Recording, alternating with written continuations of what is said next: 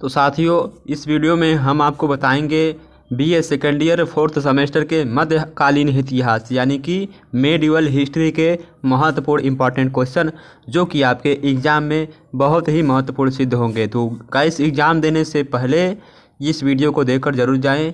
ये मध्यकालीन का महत्वपूर्ण इंपॉर्टेंट क्वेश्चन है।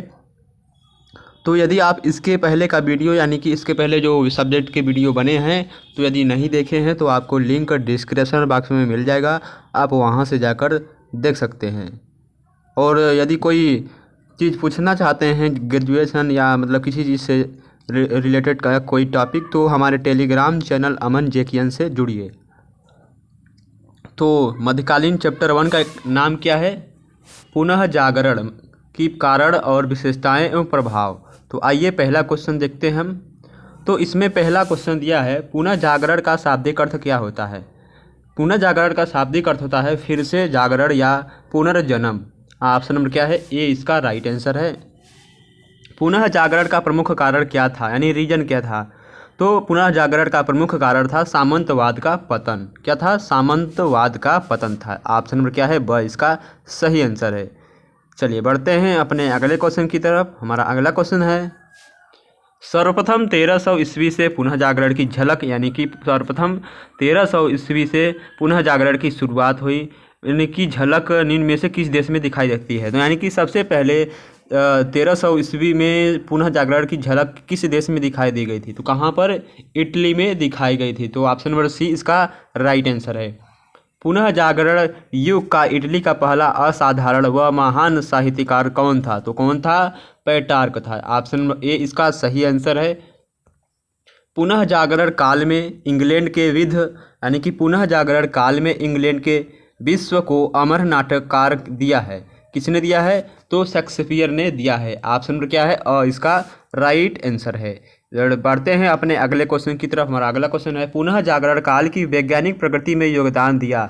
तो किसने दिया था? कापरनिकस ने, कैपलर ने, हार्वे ने, यानी कि सभी ने पुनः जागरण काल में वैज्ञानिक प्रगति में अपना महत्वपूर्ण अथक योगदान दिया था। ऑप्शन नंबर डी इसका राइट आंसर है। मध्ययुगीन यूरोप में, यानी कि मध्ययुगीन यूरोप की गतिविधियों यानी कि कार्यविधि क्रिया का केंद्र बिंदु था। तो कौन था? सामंत वर्ग था। ऑप्शन नंबर ए इसका राइट आंसर है। यूरोप में आधुनिक युग का प्रारंभ माना जाता है। तो यूरोप में आधुनिक युग का प्रारंभ कब से माना जाता है? छापे खाने के आविष्कार से माना जाता है। ऑप्शन नंबर ए इसका सही आंसर है। चलिए बढ़ते हैं अपने अगले क्वेश्चन की तरफ। हमारा नेक्स्ट क्वेश्चन है, कुस्तुतुनिया पर अधिकार तुर्कों ने किस वर्ष प्राप्त किया था? कुस्तुतुनिया पर तुर्कों ने अधिकार सन 1453 ईस्वी में प्राप्त किया था। यानी कि जो तुर्क लोग थे वो उन्होंने कुस्तुतुनिया पर अपना अधिकार 1453 ईस्वी में कब्जा कर लिया, यानी बना लिया। सामंतों की शक्ति पर राजाओं ने घातक प्रहार किए। तो सामंतों की शक्ति पर राजाओं ने घातक प्रहार किए, तो किसके वर्ष से मतलब लड़ाई किए, घातक प्रहार किए? तो मध्यम वर्ग के सहयोग से, यानी कि जो मध्यम वर्ग के लोग थे उन्होंने सामंतों की शक्ति पर राजाओं के ऊपर घातक प्रहार किया, यानी कि उनके देश को कब्जा कर लिया। तो ऑप्शन नंबर क्या है? ए इसका राइट आंसर है, मध्यम वर्ग के सहयोग से। पुनः जागरण के लिए सबसे अनुकूल वातावरण किस देश में था? तो इटली में था। ऑप्शन नंबर ए इसका सही आंसर है। और क्या दिया गया है? प्रिंस और दी आर्ट ऑफ वार। प्रिंस और दी आर्ट ऑफ वार के लेखक कौन है? मैकियावेली हैं। ऑप्शन नंबर सी इसका राइट आंसर है। डिवाइन कॉमेडी का लेखक कौन है? दांते हैं। कौन है? डिवाइन कॉमेडी के लेखक दांते हैं। ऑप्शन नंबर बी इसका सही आंसर है। बढ़ते हैं अपने अगले क्वेश्चन की तरफ। हमारा नेक्स्ट क्वेश्चन है, जूलियस सीजर का लेखक कौन था? तो जूलियस सीजर का लेखक विलियम शेक्सपियर थे। कौन थे? William Shakespeare. Option number C इसका राइट आंसर है।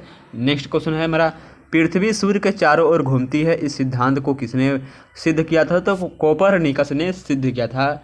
कोपरनिकस ने कहा था कि पृथ्वी जो है वो सूर्य के चारों ओर घूमती है। इस सिद्धांत को कोपरनिकस ने बताया था। ऑप्शन नंबर ए इसका सही आंसर है। और दिया गया है, इटली में मानवतावाद का जन्मदाता किसे माना जाता है? इटली में मानवतावाद का जन्मदाता किसे माना जाता है? पेट्रार्क को माना जाता है। ऑप्शन नंबर बी इसका सही आंसर है। दूरदर्शक यंत्र का आविष्कार करने वाला वैज्ञानिक था। दूरदर्शक यंत्र का आविष्कार करने वाला वैज्ञानिक कौन था? गैलीलियो था। ऑप्शन नंबर क्या है? ए इसका सही आंसर है। आगे की तरफ बढ़ते हैं हम। बारूद का आविष्कार किस शताब्दी में हुआ? बारूद का यानी कि जो बम बनते हैं, पहले जो बम बनते थे वो बारूद के माध्यम से बनते थे। तो मतलब बारूद का आविष्कार किस शताब्दी में यानी किस सन में हुआ था? तो 14वीं शताब्दी में हुआ था। बारूद का आविष्कार 14वीं शताब्दी में हुआ था। ऑप्शन नंबर बी इसका सही आंसर है। पुनः जागरण का अभिप्राय है, तो पुनः जागरण का अभिप्राय किससे है? पुनः जागरण से। ऑप्शन नंबर ए इसका सही आंसर है। मानवतावाद का जनक किसे कहा जाता है? पेटार्क को कहा जाता है। अभी हमने जस्ट आपको बताया है ऊपर, तो ऑप्शन नंबर सी इसका राइट आंसर है। सर्वप्रथम कैथोलिक चर्च को चुनौती दी थी। सर्वप्रथम कैथोलिक चर्च को किसने चुनौती दी थी? रोजन बेकन ने दिया था। किसने दिया था? रोजन बेकन थे जो, उन्होंने सर्वप्रथम कैथोलिक चर्च को चुनौती दी थी। ऑप्शन नंबर बी इसका सही आंसर है। पुनः जागरण का सर्वप्रथम प्रारंभ कहाँ से माना जाता है? पुनः जागरण का सर्वप्रथम प्रारंभ इटली से माना जाता है। चलिए बढ़ते हैं अपने अगले क्वेश्चन की तरफ। यहाँ पर दिया है डिवाइन कॉमेडी की रचना किसने की थी?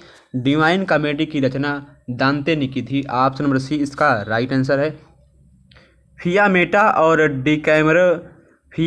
डिकैमेरो के लेखक कौन है? फियामेटा और डिकैमेरो के लेखक कौन है? बोकेचियो हैं। ऑप्शन नंबर क्या है? डी इसका सही आंसर है। बढ़ते हैं अपने अगले क्वेश्चन की तरफ। यहाँ पर दिया है इटालियन साहित्य के पुनः जागरण का प्रथम चरण किस नाम से जाना जाता है? इटालियन साहित्य के पुनः जागरण का प्रथम चरण किस नाम से जाना जाता है? ट्रिनसेंटो नाम से जाना जाता है। ऑप्शन नंबर ए क्या है? इसका राइट आंसर है। इसी के साथ बढ़ते हैं अपने अगले क्वेश्चन की तरफ। निम्नलिखित में कौन चित्रकार सम्राट चार्ल्स पंचम और पोप पाल तृतीय के चित्र बनाया था? किसने? टिसियन ने। ऑप्शन नंबर ए इसका सही आंसर है। इरासमत के अनुसार इटली की संस्कृति को ले जाने वाला प्रथम व्यक्ति कौन था? तो इटली की संस्कृति को ले जाने वाले प्रथम व्यक्ति कौन थे? रुडॉल्फ एग्रीकोला थे। कौन थे? Rudolph Agricola. Option number C इसका राइट आंसर है। तो अभी तक जिन्होंने अभी तक हमारे चैनल को सब्सक्राइब से नहीं किया है, चैनल को सब्सक्राइब कर लें और अपने दोस्तों के साथ शेयर जरूर करें। मूर्खता की प्रशंसा एवं काकोकीज नामक ग्रंथ की रचना किसने की थी? मूर्खता की प्रशंसा एवं कालोकीज नामक ग्रंथ की रचना किसने की थी? इरासमस ने की था। किसने किया था? इरासमस ने किया था। ऑप्शन नंबर ए इसका राइट आंसर है। पुनः जागरण काल का सर्वश्रेष्ठ सुसम व्यक्ति तथा मानवतावादी राजकुमार किसे कहा जाता है? इरेस्मस को कहा जाता है। किसे कहा जाता है? इरेस्मस को। ऑप्शन नंबर डी इसका राइट आंसर है। इंग्लैंड का सर्वप्रथम मानवतावादी साहित्यकार कौन था? इंग्लैंड का सर्वप्रथम मानववादी साहित्यकार टॉमस मोर थे। ऑप्शन नंबर सी इसका राइट आंसर है। आगे क्वेश्चन क्या दिया गया है?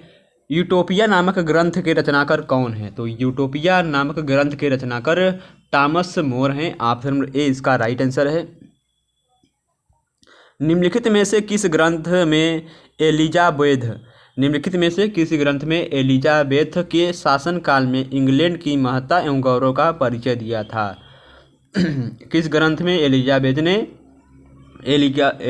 के शासनकाल में इंग्लैंड की महत्ता एवं गौरव का परिचय दिया गया था? तो Faerie Queene. Option number C इसका राइट आंसर है। सर्वप्रथम प्रेस की स्थापना की थी? तो सर्वप्रथम प्रेस की स्थापना किसने की थी? जॉन गुटेनबर्ग ने किया था। सर्वप्रथम प्रेस की स्थापना जॉन गुटेनबर्ग ने किया था। ऑप्शन नंबर ए इसका सही आंसर है। गैलीलियो ने दूरबीन का आविष्कार कब किया था? तो गैलीलियो वैज्ञानिक थे, वो एक वैज्ञानिक थे, उन्होंने दूरबीन का आविष्कार किया। ठीक है, कब किया था? तो 1609 ईस्वी में किया था। ऑप्शन नंबर क्या है? सी इसका राइट आंसर है। गैलीलियो ने दूरबीन का आविष्कार 1609 ईस्वी में किया था। इसको ध्यान में रखिएगा, आपके एग्जाम में आ सकते हैं। चलिए आगे क्वेश्चन की तरफ बढ़ते हैं हम। हमारा अगला क्वेश्चन दिया गया है, तो आगे क्वेश्चन में दिया है जॉन नेपियर ने सर्वप्रथम लॉगरिथम का आविष्कार किया था। यह कहाँ का निवासी था? यह स्कॉटलैंड का निवासी था। ऑप्शन नंबर सी इसका राइट आंसर है। नेक्स्ट क्वेश्चन क्या है हमारा? सर्वप्रथम सचल अक्षरों का दिया है। सर्वप्रथम सचल अक्षरों का आविष्कार किसने किया था?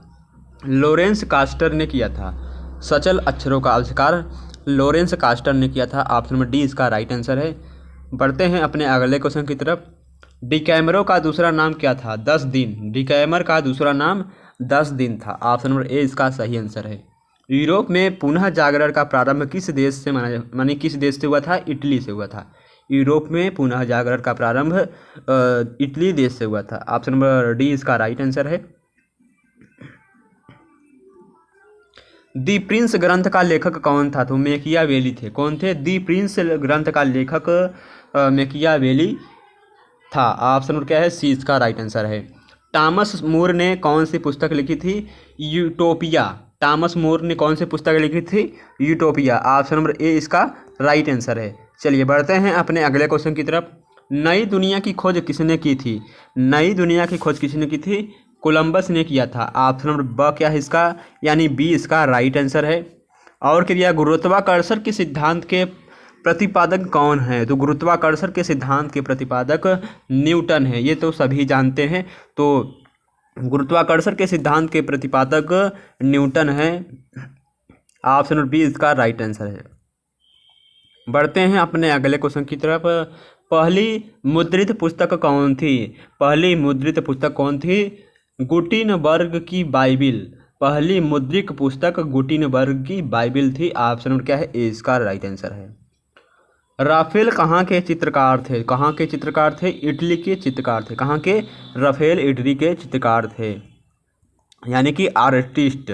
आगे क्वेश्चन क्या दिया है? खगोलीय पिंडों के परिणाम पर विचार पुस्तक कब छपी थी? यानी कि जो हमारे ब्रह्मांड में खगोलीय पिंड हैं उन पर पुस्तक कब छपी थी? तो 1543 ईस्वी में छपी थी। ऑप्शन नंबर सी इसका राइट आंसर है। लैटिन साहित्य का पिता किसे कहा जाता है? बुकेसियो को कहा जाता है। लैटिन साहित्य का पिता बुकेसियो को कहा जाता है। ऑप्शन नंबर ए इसका क्या है? सी इसका राइट आंसर है। बढ़ते हैं अपने अगले क्वेश्चन की तरफ। दूरबीन का आविष्कार किसे माना जाता है? तो अभी हमने बताया गैलीलियो को दूरबीन का आविष्कारक माना जाता है। कब कहा था? 1609 ईस्वी में गैलीलियो ने दूरबीन का आविष्कार किया था। ऑप्शन नंबर ए क्या है इसका राइट आंसर है। बढ़ते हैं अपने अगले क्वेश्चन की तरफ। हमारा अगला क्वेश्चन दिया गया है, रेनेसा शब्द किस भाषा का है? तो फ्रांसीसी भाषा का है। रेनेसा शब्द फ्रांसीसी भाषा का है। पुनः जागरण की निम्नलिखित विशेषताएं प्रसिद्ध हैं। तो मानववाद, कला, आविष्कार एवं विज्ञान, ये सभी क्या हैं? हमारे पुनः जागरण की विशेषताएं हैं। ईसाई धर्म 2 संप्रदायों में विभाजित था। ईसाई धर्म 2 संप्रदायों में विभाजित था। तो कौन कौन से संप्रदायों में विभाजित था, यानी अलग था? प्रोटेस्टेंट एवं कैथोलिक, ये तो ईसाई धर्म के संप्रदाय थे। ऑप्शन नंबर बी इसका सही आंसर है। और क्या दिया है? लियोनार्डो दी विंसी द्वारा बनाए गए चित्र का नाम क्या था? मोनालिसा नाम था। क्या था? नाम था मोनालिसा। ऑप्शन नंबर बी इसका सही आंसर है। मार्टिन लूथर ने बाइबल का अनुवाद निम्न भाषा में किया था। मार्टिन लूथर ने बाइबल का अनुवाद किस भाषा में किया था? तो जर्मन भाषा में किया था। ऑप्शन नंबर सी इसका राइट आंसर है। मानववाद से निष्कर्ष लिया जाता है। तो मानववाद से निष्कर्ष किस प्रकार का निष्कर्ष लिया जाता है? तो उन्नत ज्ञान से निष्कर्ष लिया जाता है। ऑप्शन नंबर क्या है इसका? ए राइट आंसर है। निम्नलिखित सही क्रम पर हमें विचार करना है। तो इसका सही क्रम क्या है, यानी कि हमें एक मिलान करना है। दिया गया है, हाँ, तो ऑप्शन नंबर डी क्या है इसका राइट आंसर है। तो यहाँ पर यानी कि ए का क्या होगा? चौथे, यानी कि दी प्रिंस मैकियावेली, यानी दी प्रिंस पुस्तक के लेखक कौन है? ग्रंथ है, तो इसके लेखक मैकियावेली हैं। और क्या दिया गया है? अंतिम निर्णय के लेखक कौन हैं? तो अंतिम निर्णय के लेखक माइकल एंजिलो हैं। ऑप्शन नंबर क्या है? तीसरा राइट आंसर है। और क्या दिया गया है हमारा? मानववाद का पिता किसे माना जाता है? तो पेटार्क को माना जाता है मानववाद का पिता। और मोनालिसा के लेखक लियोनार्डो दी विंसी हैं। ऑप्शन नंबर क्या है? हाँ, दूसरा इसका राइट आंसर। तो इस तरह से मिलान करेंगे तो कूट का ये क्या है? कूट इसे बोलते हैं हम। तो ऑप्शन नंबर डी इसका राइट आंसर है। और दिया गया है, निम्न में से किसे मानववाद का पिता कहा जाता है? तो अभी हमने आपको जस्ट मिलान में बताया है पेटार्क को कहा जाता है। कुतुबनुमा का प्रयोग किया जाता है। तो कुतुबनुमा का प्रयोग यानी कि प्रयोग किसके लिए किया जाता है? तो समुद्र में दिशा की जानकारी करने के लिए किया जाता है। किसके लिए? समुद्र में दिशा की जानकारी करने के लिए किया जाता है। ऑप्शन नंबर ए इसका सही आंसर है। निम्नलिखित में संसार का पहला नाविक बनने का गौरव प्राप्त था। तो निम्नलिखित में सबसे यानी कि संसार का सबसे पहला नाविक बनने का गौरव किसे प्राप्त था? तो कोलंबस। ये जो कोलंबस है इन्होंने संसार का सबसे पहला नाविक बनने का गौरव प्राप्त किए। ऑप्शन नंबर डी इसका राइट आंसर है। बढ़ते हैं अपने अगले क्वेश्चन की तरफ। हमारा अगला क्वेश्चन दिया गया है, भारत का पता सबसे पहले किस नाविक ने लगाया था? वास्को डी गामा ने भारत का सबसे पहले यानी कि पता किसने लगाया था? भारत का पता सबसे पहले किस नाविक ने लगाया था? वास्को डी गामा ने। ऑप्शन नंबर ए इसका राइट आंसर है। दूरबीन विधि का उपयोग किसने किया था? गैलीलियो ने किया था। दांते की प्रसिद्ध पुस्तक का क्या नाम है? Divine comedy. दांते की प्रसिद्ध पुस्तक का नाम है डिवाइन कॉमेडी। यूरोप में शिक्षा के महत्वपूर्ण केंद्र कौन कौन थे? यूरोप में शिक्षा के महत्वपूर्ण कौन कौन थे? फ्लोरेंस, रोम और कुस्तुनतुनिया। ये क्या थे? यूरोप में शिक्षा के महत्वपूर्ण केंद्र थे यानी कि स्कूल थे। ऑप्शन नंबर डी इसका राइट आंसर है। पुनः जागरण के प्रभाव निम्न रहे हैं। तो पुनः जागरण के प्रभाव, नवीन उपनिवेशों की स्थापना, राष्ट्र की भावना, कला पर प्रभाव। ऑप्शन नंबर डी उपयुक्त में से सभी। पुनः जागरण काल में बोक्काचियो की प्रमुख रचना फियोमेटा किस विधा की रचना है? तो उपन्यास विधा की रचना है। ऑप्शन नंबर सी इसका राइट आंसर है। आगे क्वेश्चन दिया है, बोक्काचियो ने डिकैमरो की रचना कब की थी? बोक्काचियो ने डिकैमरो की रचना 1349 से 1353 ईस्वी में की थी। तो डिकैमरो का यानी कि डिकैमर का नाम क्या है? यानी डिकैमर का नाम मतलब डिकैमर को हम 10 दिन भी कहते हैं यानी कि 10 डेज यहाँ पर नीचे दिया गया है। अभी हमने आपको ऊपर बताया था डिकैमर का मतलब 10 दिन होता है। यहाँ पर बोक्काचियो ने डिकैमरो की रचना कब की थी? 1349 से 1353 ईस्वी तक की थी। ऑप्शन नंबर डी इसका राइट आंसर है। और डिकैमरो नामक ग्रंथ को अन्य किस नाम से जाना जाता है? अभी हमने बताया है 10 दिन यानी कि 10 डेज। ऑप्शन नंबर सी इसका राइट आंसर है। पेटार्क और बोक्काचियो के युग को पुनः जागरण काल में किस नाम से अभिनिहित किया जाता है यानी किस नाम से पुकारा जाता है? ट्रेसेंटो नाम से पुकारा जाता है, टीसेंटो नाम से। ऑप्शन नंबर बी इसका राइट आंसर है। 15वीं शताब्दी का इटली का साहित्य किस नाम से प्रसिद्ध था? 15वीं शताब्दी का इटली का साहित्य किस नाम से प्रसिद्ध था? क्वांटेंसो किसके नाम से प्रसिद्ध था? क्वांटेसेंटो नाम से प्रसिद्ध था। ऑप्शन नंबर सी इसका राइट आंसर है। 15वीं शताब्दी में इटली साहित्य का लेखक कौन था? कौन थे? पोगियो थे, बेकादेली थे और फिल्फो थे। ये सभी क्या थे? 15वीं शताब्दी में इटली के साहित्य के लेखक थे। ऑप्शन नंबर डी उपयुक्त में से सभी। आयरलैंडो फ्यूरोजो नामक काव्य की रचना है किसकी है? लुडोविको। किसकी है? लुडोविको अरियोस्तो की है। किसकी है? लुडोविको अरियोस्तो। ऑप्शन नंबर ए इसका राइट आंसर है। पुनः जागरण काल में आर्केडिया नामक कविता का लेखक निम्न में से कौन है? पुनः जागरण काल में आर्केडिया नामक कविता का लेखक जैकोपो सनजारी है। कौन है? जैकोपो सनजारी। ऑप्शन नंबर सी इसका राइट आंसर है। बढ़ते हैं अपने अगले क्वेश्चन की तरफ। मैंद्रागोला नामक नाटक तत्कालीन पुनः जागरण समाज पर व्यंग था। इस नाटक के रचनाकार कौन थे? निकोलो मैकियावेली थे। ऑप्शन नंबर क्या है? ए इसका राइट आंसर है।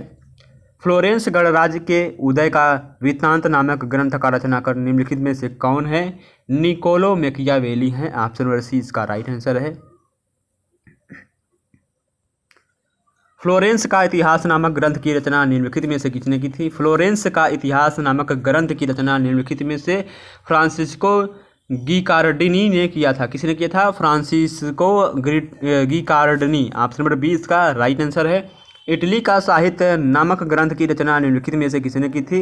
इटली का इतिहास यानी कि इटली का इतिहास नामक ग्रंथ की रचना फ्रांसिस्को गिकार्डिनी ने किया था। ऑप्शन नंबर ए इसका राइट आंसर है।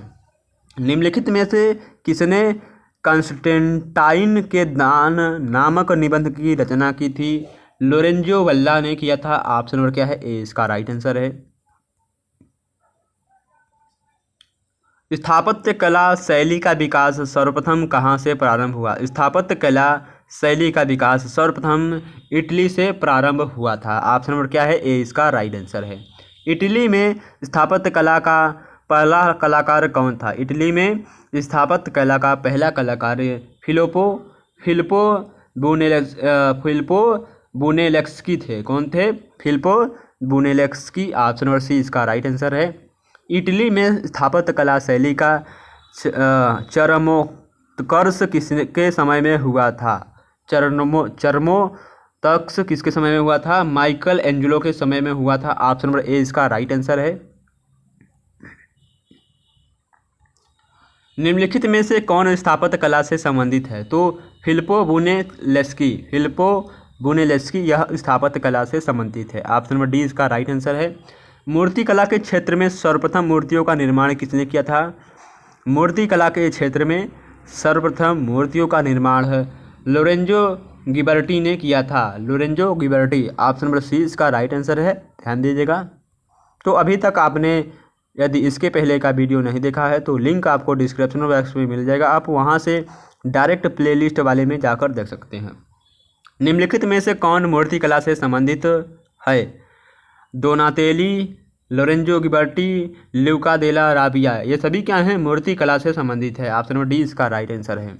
निम्नलिखित में से मूर्तिकार ने वेनिस में संत मार्ग का मूर्ति का निर्माण किया था? डोनातेली ने किया था। ऑप्शन नंबर बी इसका राइट आंसर है।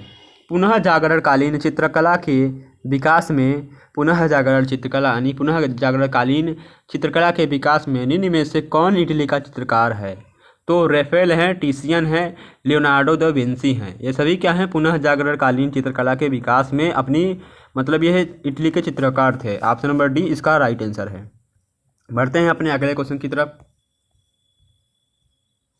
हमारा अगला क्वेश्चन दिया है सिस्टाइन मेडोना नामक चित्र निम्न में से किसके द्वारा निर्मित किया गया था? रेफेल के द्वारा। ऑप्शन नंबर बी इसका राइट आंसर है। ये इटली के चित्रकार थे।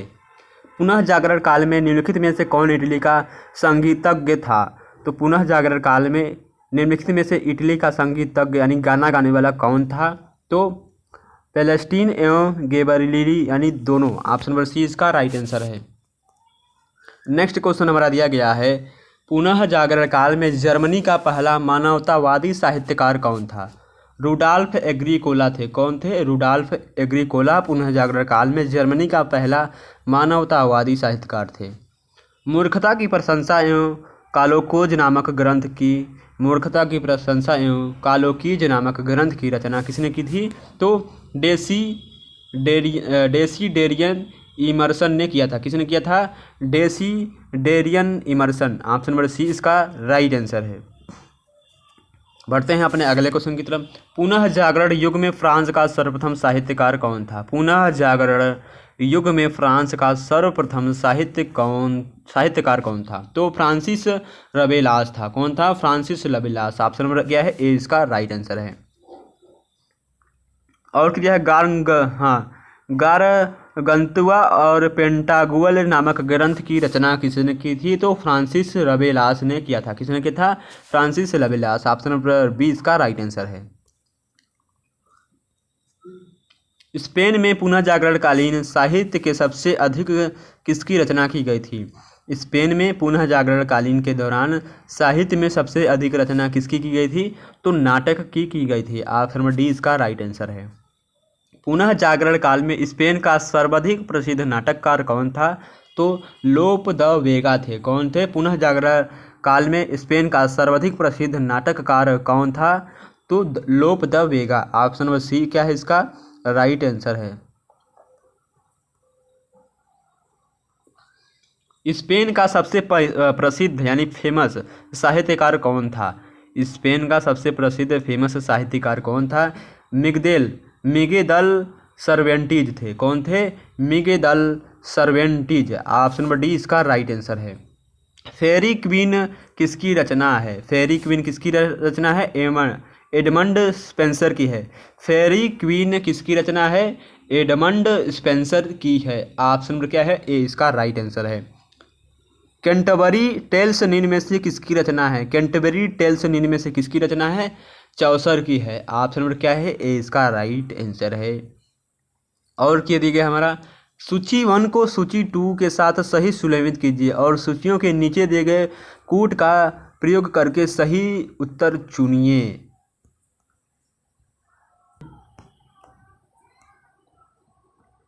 तो गाइस इसमें पहले वाले का हम ए में मिलाएंगे, यानी कि एलिग्रो का स्पेन में, होलवीन का किस में मिलाएंगे? जर्मनी में, और ह्यूकर्ट का किस में मिलाएंगे? फ्लैंडर्स में, और रेवेंट का किस में मिलाएंगे? हालैंड में। यानी कि पहले का चौथा और बी का दूसरा और सी का तीसरा, ए का चौथा, बी का तीसरा और सी का दूसरा और डी का पहला, इस तरह से मिलान करेंगे। चलिए आगे क्वेश्चन की तरफ बढ़ते हैं हम। तो हमारे आगे क्वेश्चन में दिया है लॉगरिथम का आविष्कार सर्वप्रथम किसने किया था? जो हमारा मैथ में लॉगरिथम होता है, लॉग होता है, उसका आविष्कार किसने किया था? जॉन नेपियर ने किया था। लॉग का आविष्कार, लॉगरिथम का आविष्कार जॉन नेपियर ने किया था। ऑप्शन नंबर सी इसका राइट आंसर है। आगे क्वेश्चन दिया है जॉन नेपियर कहाँ के निवासी थे? जॉन नेपियर स्कॉटलैंड के निवासी थे। कहाँ के रहने वाले थे? जॉन नेपियर स्कॉटलैंड के रहने वाले थे। ऑप्शन नंबर डी इसका राइट आंसर है। बढ़ते हैं अपने अगले क्वेश्चन की तरफ। आधुनिक जीव विज्ञान का जन्मदाता किसे माना जाता है? आधुनिक जीव विज्ञान का जन्मदाता गेसनर को माना जाता है। ऑप्शन नंबर बी इसका सही आंसर है। बढ़ते हैं अपने अगले क्वेश्चन की तरफ। हमारा अगला क्वेश्चन दिया गया है जॉन केपलर कहाँ का निवासी था? जॉन केपलर जर्मनी के निवासी थे। कहाँ के? जर्मनी के। निम्नलिखित में से किसने यह सिद्ध किया है कि मनुष्य के शरीर की रचना में हृदय का महत्वपूर्ण स्थान है? किसने? विलियम हार्वे ने कहा था। ऑप्शन नंबर सी इसका राइट आंसर है। तो गाइस आई होप ये महत्वपूर्ण इंपॉर्टेंट क्वेश्चन मेडिवल हिस्ट्री यानी मध्यकालीन इतिहास के आपको अच्छा लगा होगा। यदि अच्छा लगा वीडियो तो वीडियो को लाइक और चैनल को सब्सक्राइब, बेल आइकन का बटन दबाना ना भूलें, ताकि आने वाली वीडियो का नोटिफिकेशन आपको सबसे पहले मिलेगा। तो ये video BA second year 4th semester student के लिए जो इस बार मध्यकालीन इतिहास का 4th सेमेस्टर में एग्ज़ाम देंगे। तो धन्यवाद, बेस्ट ऑफ लक आपके एग्ज़ाम के लिए। आशा करते हैं आप अच्छे नंबर लाएंगे। तो चलिए अगले वीडियो में मिलते हैं आपसे।